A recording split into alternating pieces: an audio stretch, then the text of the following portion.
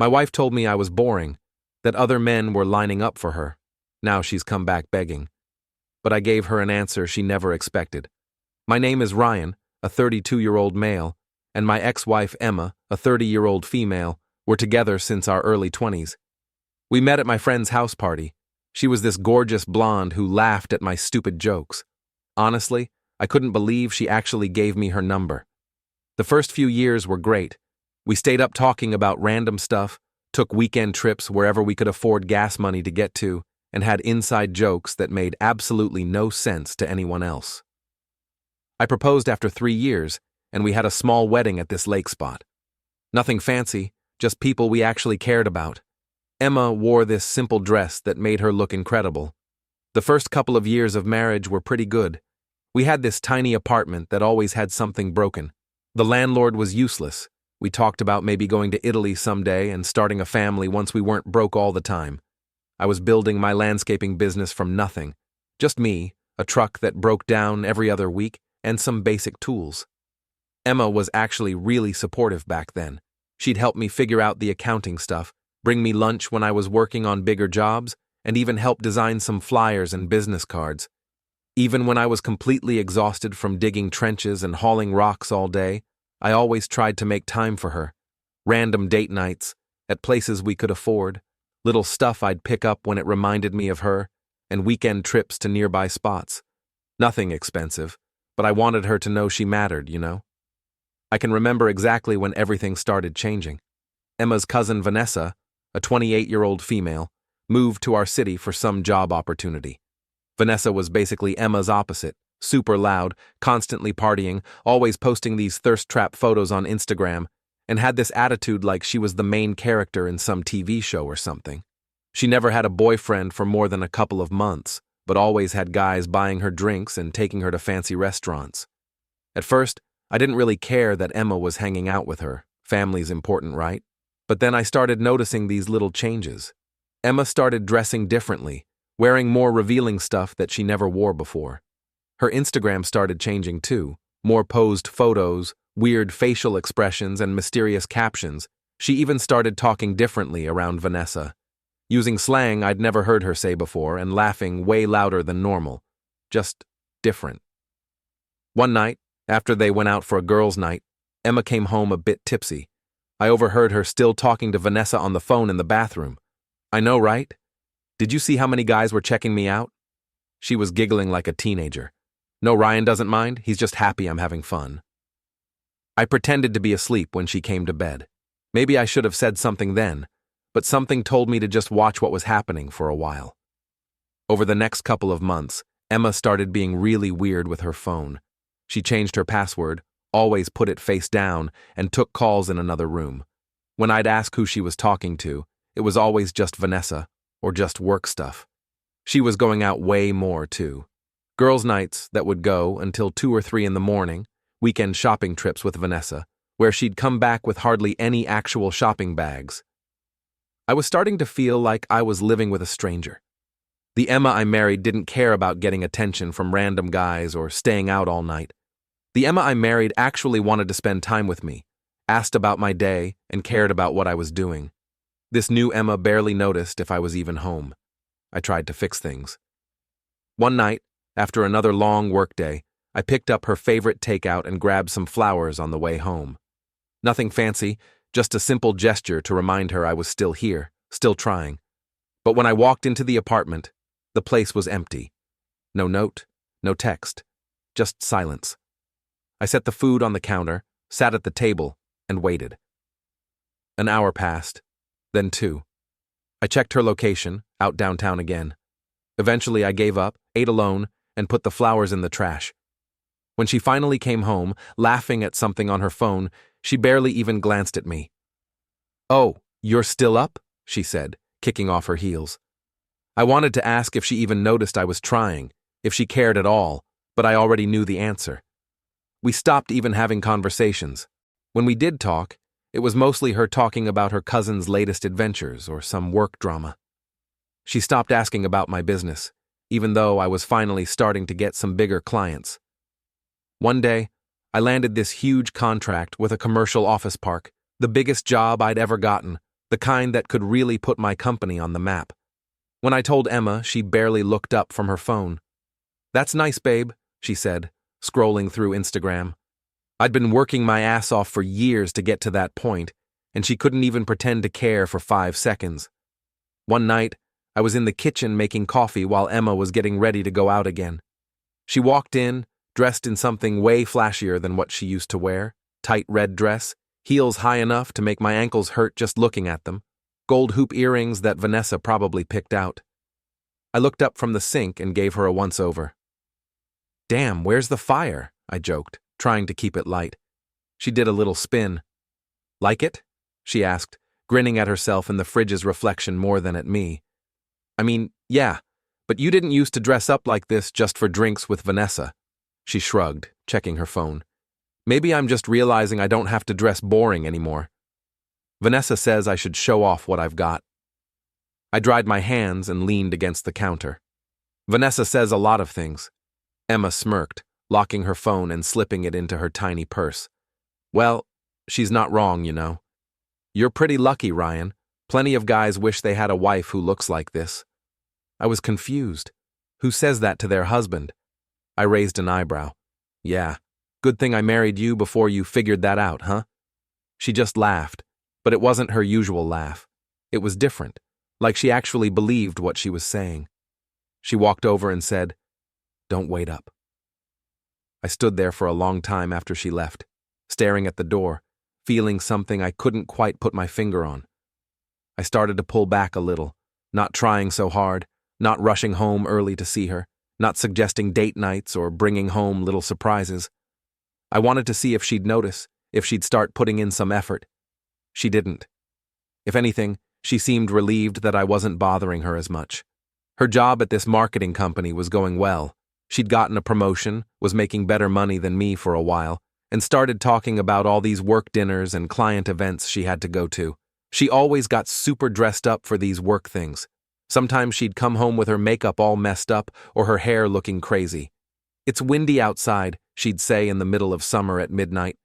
I'm not stupid, but I kept telling myself I was being paranoid, that Emma wouldn't do that to me, that maybe this was just some weird phase she was going through.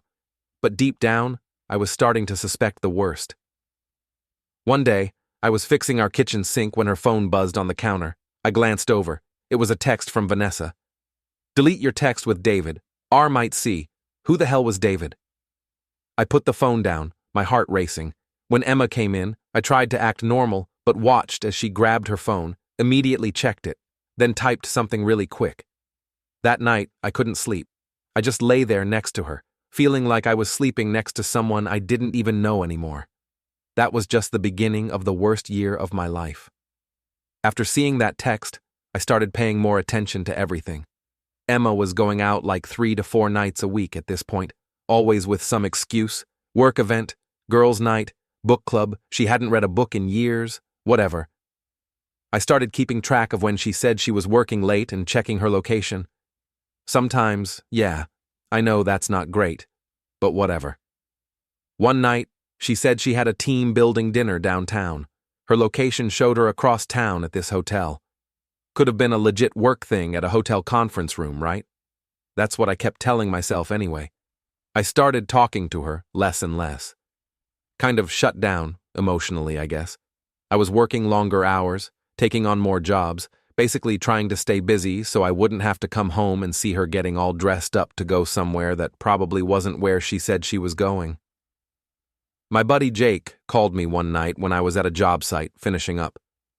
"Hey man, isn't Emma supposed to be at some work conference this weekend?" he asked, sounding weird. "Yeah, in Cincinnati." "Why?" "'Cause I just saw her Instagram story. She's at that new rooftop bar downtown with Vanessa and some guys. Thought you should know." I checked her story, and sure enough, there she was. Definitely not in Cincinnati. Definitely not at a work conference. I saved the video before she could delete it. When she came home Sunday night, she had all these stories about the conference, the speakers, the hotel, even brought me a stupid keychain as a souvenir. I just nodded and pretended to believe her. I felt sick to my stomach the whole time. I still didn't confront her, though. I wanted actual proof of cheating, not just lying about where she was. I needed to see it with my own eyes so there'd be no doubt, no way for her to twist things around and make me think I was crazy for suspecting her. We'd been together almost 10 years at that point, and I wasn't about to blow everything up without being 100% certain.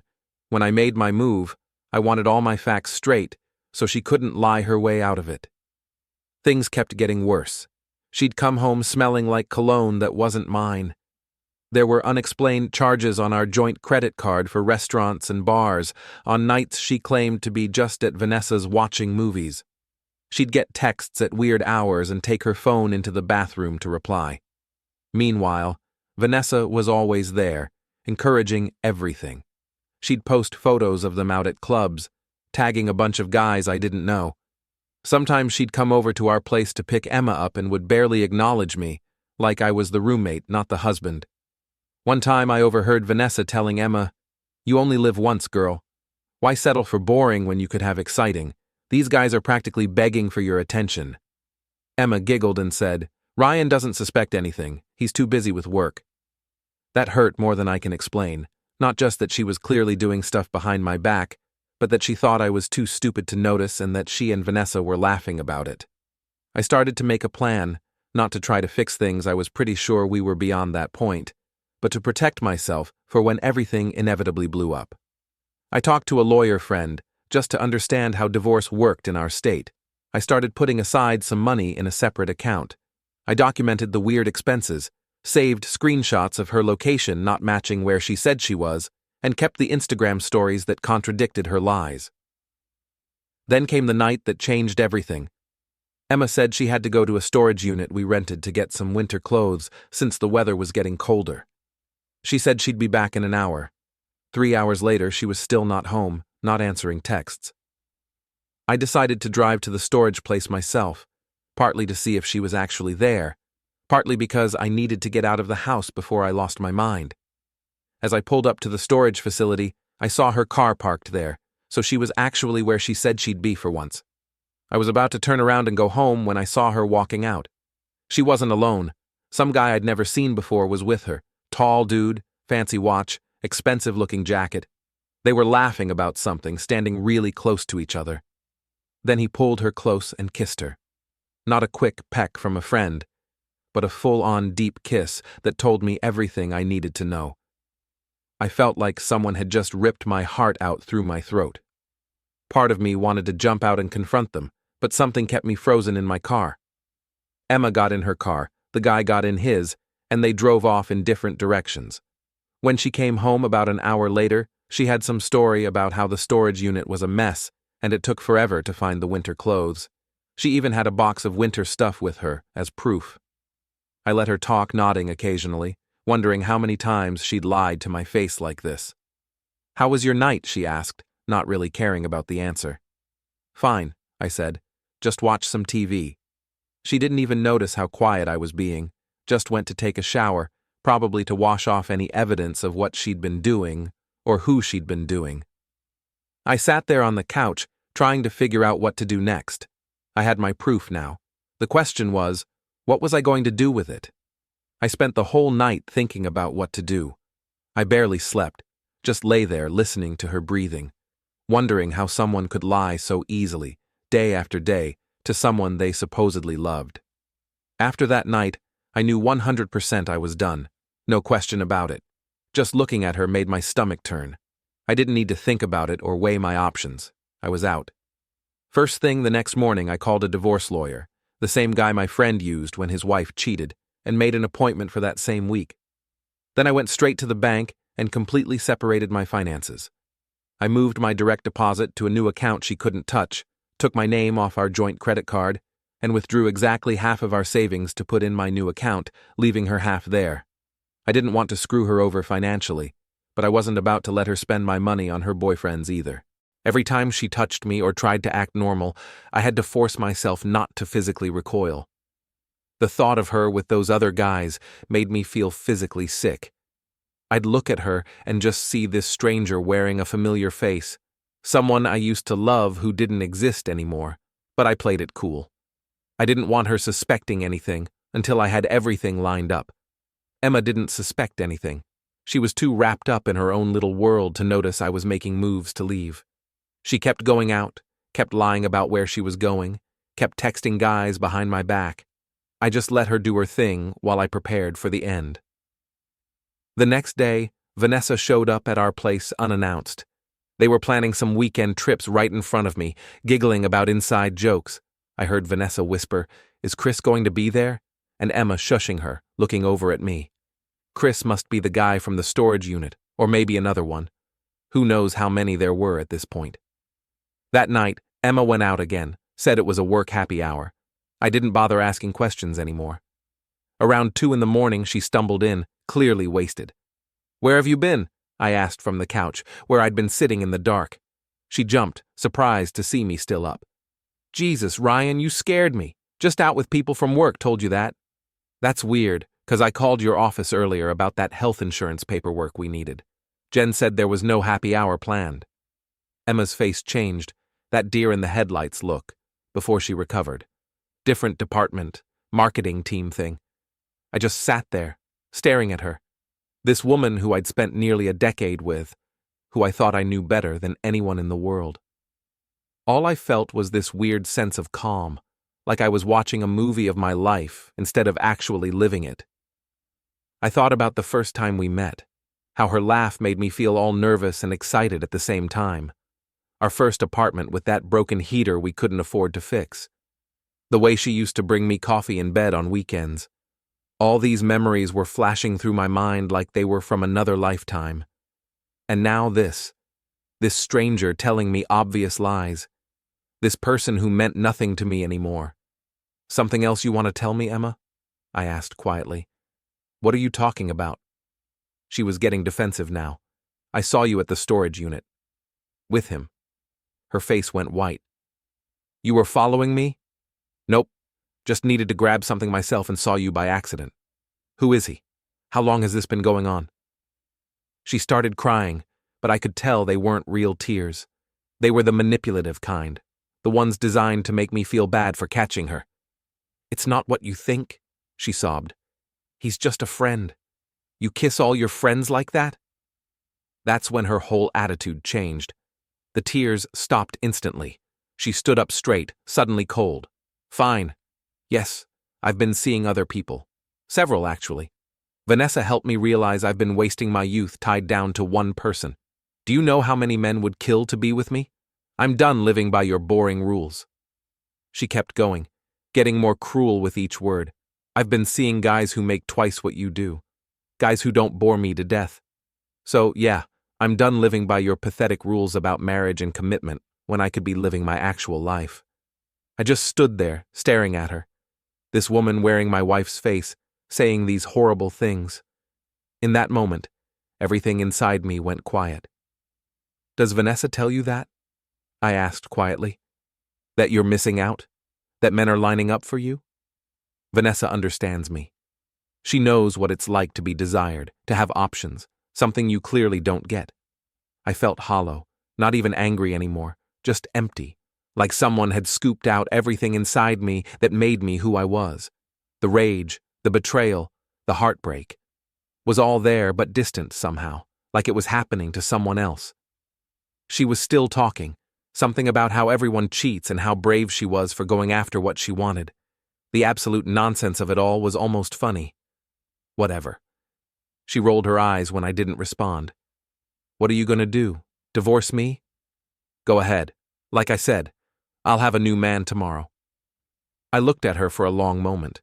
All I felt was pity. Pity for someone so broken inside that she could throw away real love for whatever validation she was chasing. "All right," I said flatly. That single word stopped her cold. She'd been expecting a fight, tears, begging, anything but calm acceptance. "What?" She blinked, like she hadn't heard me right. I grabbed my pre-packed bag. Yeah, I'd been ready for this, and headed for the door. "Where are you going?" she demanded, real panic creeping into her voice now. I paused with my hand on the doorknob, not even bothering to turn around. "You told me plenty of men would love to have you." I let the words hang for a second before adding, "Good luck finding one who actually puts up with you." And I walked out. I stayed at Jake's place that night and told him everything. He let me crash on his couch and didn't judge me when I broke down crying at 3 in the morning. Real friends show up when everything falls apart, and Jake's a real friend. The next morning, I called the divorce lawyer again and moved up our appointment. I wasn't interested in playing games or dragging things out. I just wanted out. I never thought I'd be 32 and starting over. I never thought the person I trusted most would be the one to destroy everything we built. But here we are. After that, things moved pretty fast. The lawyer I met with was this no-nonsense lady who'd seen it all before. She listened to my story, looked at the evidence I had, screenshots of Emma's location history not matching her stories, the saved Instagram posts, etc., and laid out a plan. I wasn't interested in taking Emma to the cleaners or anything. I just wanted a clean break. No kids, thankfully. No house together. We were still renting. Just some furniture and joint accounts to split up. My lawyer thought I was being too nice, but I told her I just wanted this over with as quickly and cleanly as possible. Emma seemed genuinely shocked when she got served with the divorce papers. I think she expected me to come crawling back, begging for another chance. Instead, I went no contact except through lawyers. I blocked her number, blocked her on social media, and told mutual friends I didn't want updates about her. I think that's what really got to her, that I could just walk away. Her whole thing was thinking she had all the power, that she was the prize that everyone wanted. Me leaving without a fight didn't fit her narrative. She started calling from different numbers, showing up at job sites, even had her mom call me, we always got along well, to try to convince me to at least talk to Emma. I stayed firm, though. The damage was done. The legal process moved pretty quick. I let her keep more of our stuff than I probably should have. Most of the furniture, didn't fight over the joint accounts, even though I'd put in more. My lawyer thought I was being an idiot, but I just wanted Emma out of my life. Once the divorce was finalized, I did something that surprised even me. I texted her cousin, Vanessa. Yeah, I know how that sounds, but hear me out. I wasn't interested in her romantically, I wanted answers. I invited her for coffee, and surprisingly, she agreed to meet. Why'd you do it? I asked once we were sitting down. Why'd you encourage Emma to cheat, to throw away our marriage? Vanessa had the decency to look uncomfortable. I didn't tell her to cheat. I just told her she was settling, that she could do better.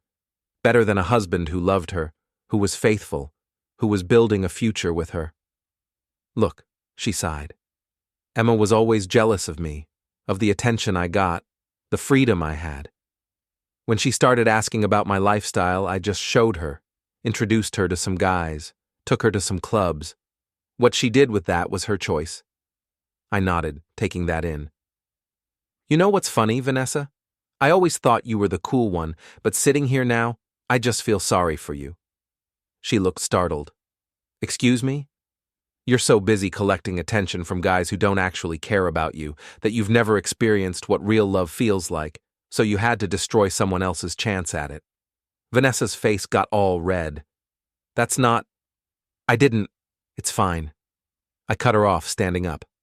I didn't ask you here to argue. I just wanted to understand, and now I do. As I turned to leave, she called after me. Emma's miserable, you know? Those guys she was seeing, none of them want anything serious with her. They just wanted what guys always want. I paused. That's not my problem anymore. But then things got weird.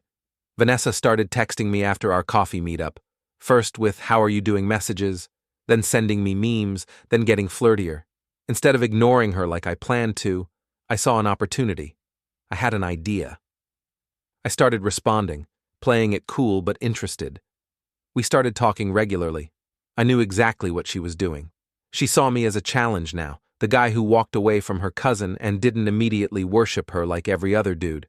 But what she didn't realize was that I was playing my own game. After a few weeks of texting, I invited Vanessa over to my new place for drinks. She showed up wearing this tight dress. I played my part, complimented her, laughed at her jokes, touched her arm when talking. The next morning, I accidentally left my location sharing on when I took her to breakfast at this place I knew Emma always went to on Saturdays. I made sure to sit by the window. Sure enough, Emma walked in, saw us together, and froze. The look on her face was, well, exactly what I was hoping for. Confusion, then shock, then this weird mixture of anger and hurt that I'd never seen before. She turned around and practically ran out. Vanessa noticed and got this smug look. "Guess Emma's seeing what she lost," she said, clearly enjoying her cousin's pain. I just shrugged like I didn't care, but inside I was thinking, now you know how it feels. Within hours, Emma was blowing up my phone, dozens of texts ranging from furious, "How could you sleep with my cousin?" to devastated of all people, "Why her?" to pathetic, "I made a mistake, please talk to me." I didn't respond to any of them. Vanessa and I kept seeing each other for about a month, nothing serious, just casual dates that I made sure Emma would find out about. I'd pick Vanessa up from work when I knew Emma might see. We'd show up together at places where mutual friends would be. I even posted a few pics of us on Instagram, knowing Emma would see them. Was it petty? Hell yes. After all her talk about how replaceable I was, watching her melt down because I was with her cousin felt like justice. Vanessa thought she was in control the whole time, but really, I was using her exactly how she'd used Emma to destroy our marriage. And honestly, Vanessa was shallow as hell, couldn't talk about anything except other people's drama or herself. After about a month, when I was sure Emma had fully gotten the message, I ended things with Vanessa. We were at dinner, and she was going on about how her Instagram followers had increased since we started hanging out. "Look," I interrupted, "this isn't working for me anymore." She looked genuinely shocked. "What? Why? Things are going great. They're really not. We want different things." Her face hardened. "Is this because of Emma? Has she been talking to you?" "No," I said honestly. "This is because you're exactly like her. Shallow, self-centered, and obsessed with what other people think.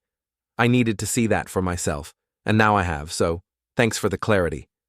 The look on her face was priceless. Nobody had ever dumped her before, especially not with the truth. After that, I focused on myself completely. I threw myself into my business, which was growing faster than I could handle sometimes. I started hitting the gym regularly, not to look good for someone else, but because it helped clear my head. I reconnected with old friends I'd lost touch with during my marriage. A few weeks after I dumped Vanessa, I met a gorgeous girl, I'll call her Allison, at a client's housewarming party. She was this stunning redhead who immediately caught my eye, but what really got me was how different she was from Emma and Vanessa. When people talked, she actually listened. She asked real questions and cared about the answers. She laughed at jokes because they were funny, not to get attention. We hit it off right away, started dating, taking it slow. She was everything Emma wasn't: confident without being arrogant, independent without being selfish, beautiful without needing constant validation from strangers. From mutual friends who couldn't help gossiping, I heard Emma was struggling. I guess she found out that she's not as in demand as she thought. The guys she'd been seeing disappeared once they got what they wanted. Her fabulous single life was just a bunch of hangovers and ghosting. She'd even gotten in trouble at work for sleeping with clients. Meanwhile, Vanessa had moved on to some rich older guy and barely talked to Emma anymore. But honestly, I didn't care about either of them. Their drama seemed so small and pointless now. I was too busy building something real with someone who actually deserved my time, and life was actually good for once. Work was taking off. I had an amazing woman who actually respected me, and I was finally feeling like myself again. Then, one Friday evening, everything almost got derailed. Allison and I were making dinner together when someone started pounding on the front door. When I opened it, Emma was standing there looking like a mess. Unwashed hair, baggy clothes, puffy eyes. "What are you doing here? How do you even know where I live?" "Jake's wife told me," she mumbled. "Ryan, please, I just need to talk to you." "There's nothing to talk about. You need to leave." I started to close the door. She literally got down on her knees in the doorway. "Please, I'm begging you. I made the biggest mistake of my life. I've lost everything. My job, my friends. Vanessa doesn't even talk to me anymore. I can't sleep, I can't eat. I miss you so much it physically hurts. That's not my problem, Emma." Tears were streaming down her face now. "I know it's not, but please, if what we had ever meant anything to you, just give me 5 minutes. 5 minutes to explain. I've been in therapy. I understand now why I did what I did. I was insecure and stupid, and God, Ryan, I'd do anything to take it back." She was full-on sobbing now, still on her knees. It was honestly pathetic and uncomfortable to watch. Emma, get up. This isn't going to work. Before I could get her to leave, Allison came to the door. There was this weird moment where they just stared at each other. You must be Emma, Allison said politely. I'm Allison. Emma ignored her. Who the hell are you? She's my girlfriend, I said. She lives here. Emma's mouth dropped open. Lives here? It's been less than a year since our divorce and you've already moved someone in? You said I was easily replaceable, I reminded her. Allison went back to the kitchen while I stepped outside to talk to Emma. I messed up, Ryan, Emma said, tearing up. I know that now. I was stupid and selfish. I didn't value what we had. Cool realization, but too late. I never found what I was looking for with those other guys. None of them cared about me. Is there a point to this visit? I want another chance, she blurted out. We had 10 years together. That has to mean something. I actually laughed. Are you serious? You think I want to get back with you? With her? Emma gestured toward the house. Someone you've known for what, a few weeks? She's the best thing that's happened to me in years. Emma's voice got louder. We were together for 10 years. You can't just replace a decade-long relationship in a couple of months. Apparently I can, I said coldly. When Allison came to check on the food, Emma lost it. So you just move this model into your life and pretend our marriage never happened? I'm a landscape architect, Allison corrected calmly. I don't give a damn what you are, Emma shouted. You're nothing but a rebound. He was with me for 10 years and you destroyed it. I cut in.